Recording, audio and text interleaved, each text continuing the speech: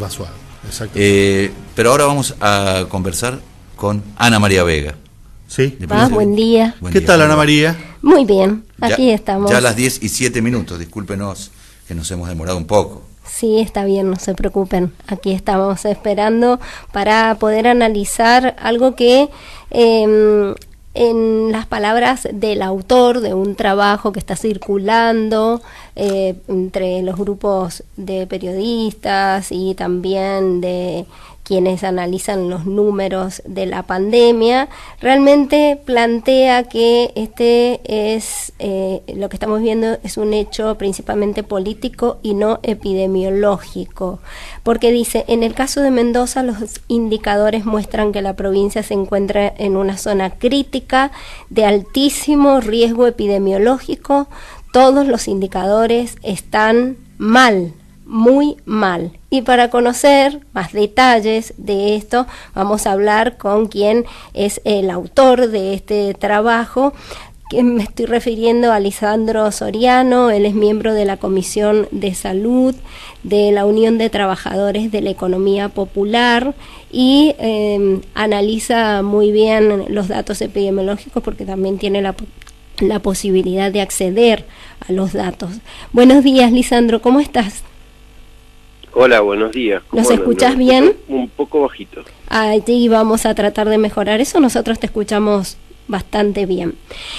¿Por qué decís que los datos de nuestra provincia están tan mal y cómo se corresponde eso con las decisiones o las no decisiones que toma el gobierno de la provincia en relación a estos datos?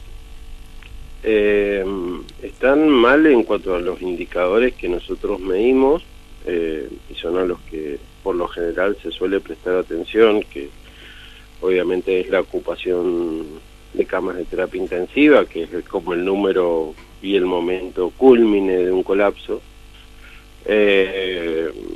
Después también cómo va evolucionando la velocidad de contagio en la pandemia, y eso lo medimos con las tasas quincenales cada 100.000 habitantes, con la razón, o sea, con la división de los casos de los últimos 14 días, dividido los casos de los 14 días anteriores. Todos indicadores que están fijados por el Ministerio de Salud de la Nación y digamos que son los que hay que monitorear, y esos están consignados en dos decretos, en el decreto 67 y en el 235. A su vez, esos decretos, digamos, quien acepta la condición de respetar esos indicadores para determinadas aperturas o cierres de actividades, es la resolución 387, que es una resolución que hace el Consejo Federal de Educación el 12 de febrero. El Consejo Federal de Educación es el conjunto de los ministros de Educación provinciales, presididos por el Ministro de Educación de la Nación, que promovía las clases presenciales considerando que no se sobrepasaran los límites de los indicadores que acabo de mencionar. Bien, eso lo firmó el director general de escuelas de nuestra provincia, junto con los otros funcionarios y funcionarias que tienen ese rango. ¿Cuál era el compromiso que se firmaba en ese momento en cuanto a estos números que vos estás dando y que en tu informe se da cuenta de que es como que se ha ido corriendo demasiado la línea de las advertencias, ¿no? Sí, sí. El compromiso es básicamente ese que te digo,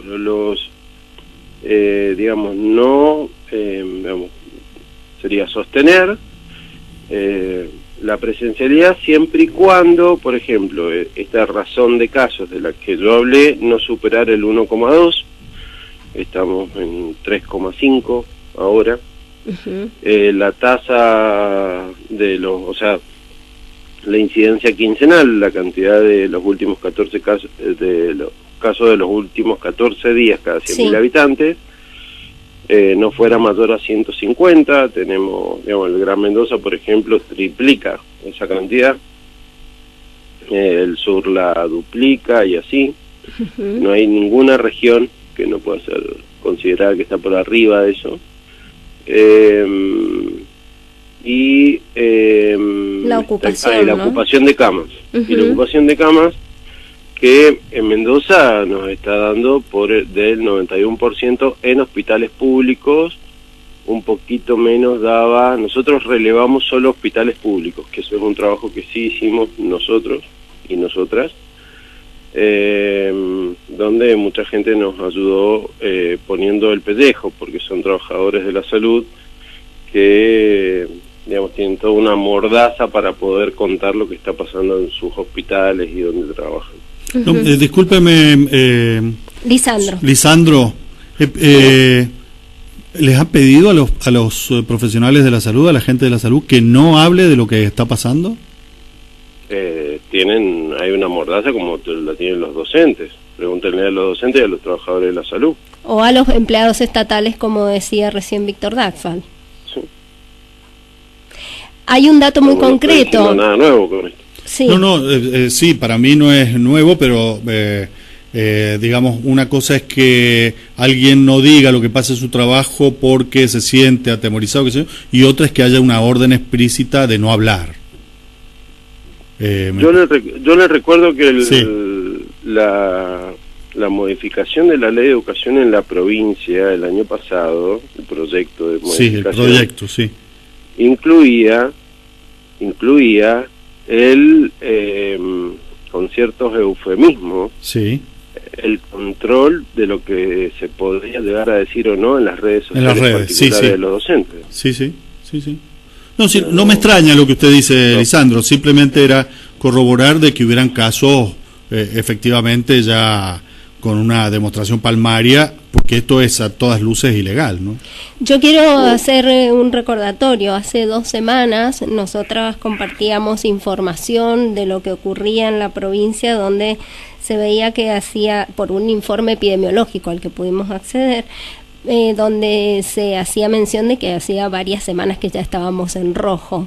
Esos informes después fueron absolutamente retaseados para los profesionales de la salud y ya no es posible acceder a ellos. O sea que sí tenían ese material, personas que tenían que tomar decisiones, ese material ya no circula, disponible. no está disponible. Entonces, Bueno, lo que pasa con los medios y a nosotros, Lisandro, Ana María, es que pedimos información detallada y no aparece. Pedimos información que suponemos que debe estar en la Dirección de Epidemiología, en algunos de los estamentos del Ministerio de Salud, y nos contestan con eufemismo: hoy no podemos, no estamos informando de esto hasta que no tengamos todo, Sí, han cambiado las cifras. Sí, yo lo que le estoy diciendo es en función de lo que hablamos entre compañeros Sí. de trabajo y otros espacios. Así como sé también que periodistas no tienen el mismo nivel de acreditación para las conferencias de prensa oficiales. Sí, claro, hay periodistas que O sea, no son depende, invitados. depende de la línea editorial del medio, es la cantidad de acreditaciones para esas conferencias de prensa.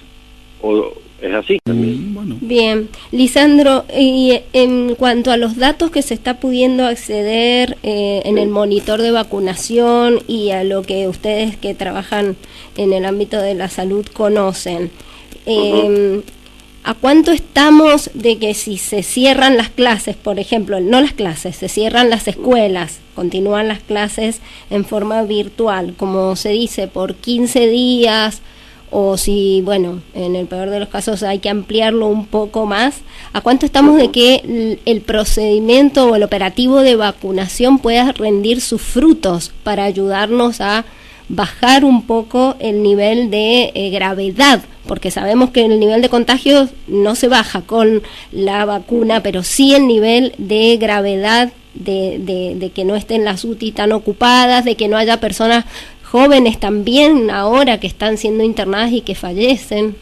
Exacto. A ver, la vacunación no es que no reduce la transmisión, el contagio. Sí lo reduce, no lo reduce a cero, en todo Claro. caso. ¿Mm? Ujú.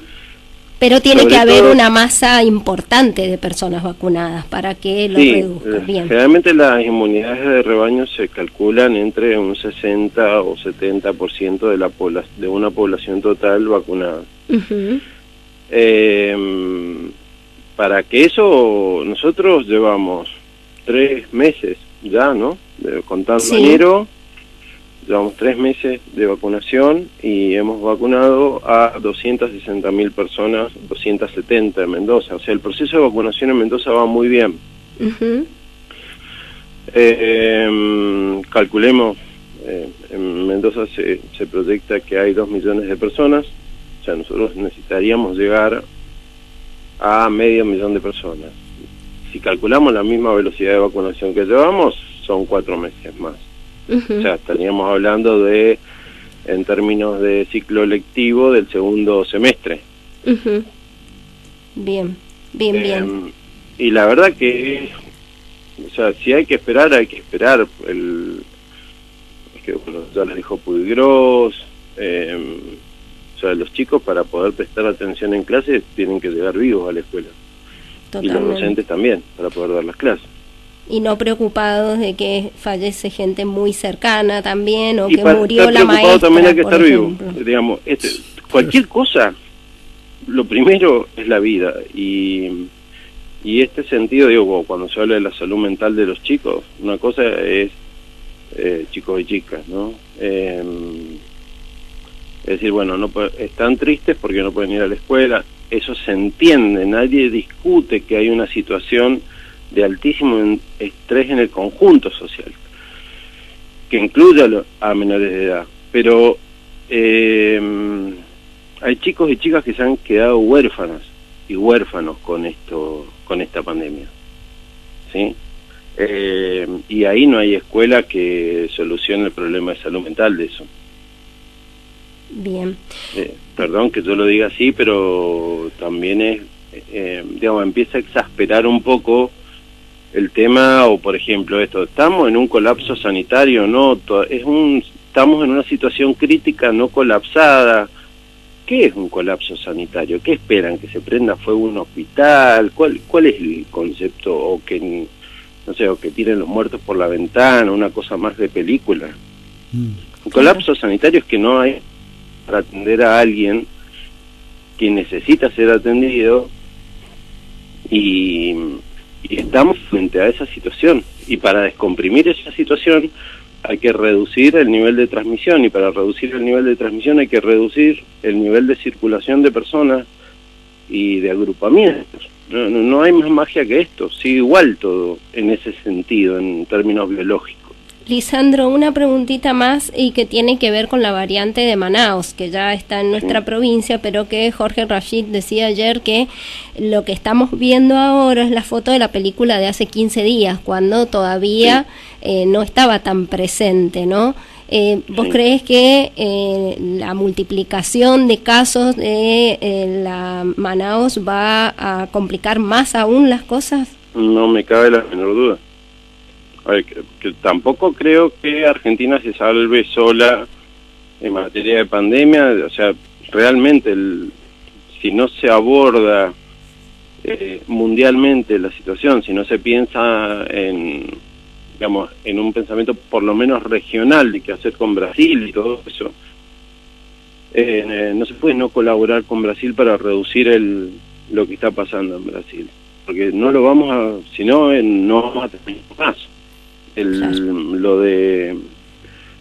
Lo que planteaba Rashid ayer en la televisión es así, aunque el proyecto País, que es el proyecto que hace los estudios genoménicos de las cepas virales y las variantes, ya hablaba de transmisión comunitaria de la cepa de Manaos y de la inglesa hace 2 meses. O sea, ahí es cuando la anuncia, ¿no? Uh-huh. Y bueno, y hace poquito fue cuando Goyan dijo que este mismo centro de estudios ya había detectado que el 74% de las muestras que habían estudiado en La Plata eran de la cepa de Manaos. Y sí, hay un retraso de notificación que nosotros seguimos viendo las fotos de hace una semana y media atrás, 2 semanas atrás. Nosotros todavía no sabemos lo que está pasando hoy, claro, epidemiológicamente. Y los datos realmente son alarmantes, viendo lo que pasó, o lo que ha ocurrido hace 2 semanas, así que no quiero pensar lo que van a mostrar los números en 2 semanas más. Bien. Por lo pronto concluir que a lo que sí tenemos a semana cerrada es el tema de, digamos, de los números de las infecciones de Semana Santa. Uh-huh. Y definitivamente no fue buena idea Abrir el turismo. abrir el turismo para el proceso de Semana Santa, ni permitir tanta reunión social. Me parece que hubo un relajamiento, que yo también lo veo cuando fue el primer momento, digamos, a lo que le llaman la primera ola. Me parece que, por un lado, hay que, digamos, ha tenido que ver la incidencia de los medios de comunicación, pero sobre todo, digamos, lo que ha operado para que las personas realmente entiendan lo que está pasando fueron los miedos y los niveles de saturación del sistema sanitario. Lisandro, ¿algún otro dato que le parezca destacar que pueden leer a través de los datos que han juntado? No, básicamente eso, y recordar, digamos, por eso ahí hablaba un poco de la cosa política jurídica. La resolución 387 del Consejo Federal de Educación es una resolución, es una norma legal a la que se comprometieron los 24 ministros de Educación, sí, a respetar en este contexto de pandemia para evitar problemas sanitarios mayores si abrían la escuela. Ese compromiso lo tienen que respetar, y si no, que cambien las normas legales, pero ellos se comprometieron. Entonces uno no puede decir, bueno, cuando el indicador me da bien, cuando me gusta cumplo, válido, cuando no me gusta cuando no. me da mal, claro. ¿Cómo? Cuando me gusta lo cumplo y cuando no me gusta no. Claro, ¿no? Y entonces, ¿cómo le damos educación ciudadana a los pibes en la escuela? Digo, ¿con qué cara le va a ir a dar vos, ministro de Educación, eso? Uh-huh. Entonces, digo, es un hecho que trasciende lo epidemiológico, porque, bueno, están fijados los indicadores dan un determinado valor, esos valores dan mal, y ustedes dijeron que cuando los indicadores dieran por arriba de 1,2 había que cerrar, porque claro, no estaban dadas las condiciones para la presencialidad. Y también aclaro, suspender las clases presenciales no es suspender las clases, porque si no se incentiva el mito de que los docentes no han trabajado el año pasado, claro, y esas cosas que se han pelado el TUJES elaborando estrategias con las cosas que tenían en la casa, porque no es que le brindan todos los instrumentos, las estructuras educativas para hacer las clases virtuales. Digo, esto es importante también valorar el esfuerzo que hicieron docentes para poder sostener de un modo u otro durante el año pasado el contacto con alumnos en una situación tan compleja y tan nueva como tan inesperada, como esta pandemia. Sí, sí, sí. Bien. Y por último, de mi parte, Lisandro, ¿qué recomendación hace para las personas que tienen que seguir viviendo y seguir tomando decisiones y seguir haciendo sus actividades? ¿Qué sería lo más recomendable decir? Para las personas para todos los que nos escuchan, sí. Para todos los que salimos a trabajar y eso, claro. Sí. Y básicamente es respetar las distancias. A ver, seguimos con el tema del distanciamiento, el uso de tapabocas, los lugares ventilados. Esto se sigue sosteniendo, uh-huh, pero es muy difícil. Por ejemplo, yo no le puedo recomendar a alguien o hacerlo sentir culpable porque no puede conservar el 1,5 metros de distancia adentro de un colectivo que está con todas las ventanillas cerradas, porque no es culpa de él. Claro, o que vayan más de 20 personas porque realmente no se ponen más frecuencias y todos quieren llegar al lugar que necesitan llegar. Hemos visto colectivos abarrotados. En los espacios que puedan, que conserven todos estos principios de prevención, del uso del tapabocas, de evitar las reuniones sociales. Esto es fundamental. La reducción de la nocturnidad tiene que ver un poco con eso. Y también la reducción de la nocturnidad tiene que ver también con los accidentes de tránsito, en un horario donde se producen los mayores accidentes de tránsito, y los accidentes de tránsito suelen ser los accidentados de ese accidente, suelen ocupar muchas camas de terapia intensiva. Claro. Claro. Claro. Y se suman. O sea, Bien. esa decisión está mal. Pero básicamente es eso, controlar el tema. Y a mí, si me preguntás, yo a mi hija no la voy a mandar a la escuela, ahora todo virtual.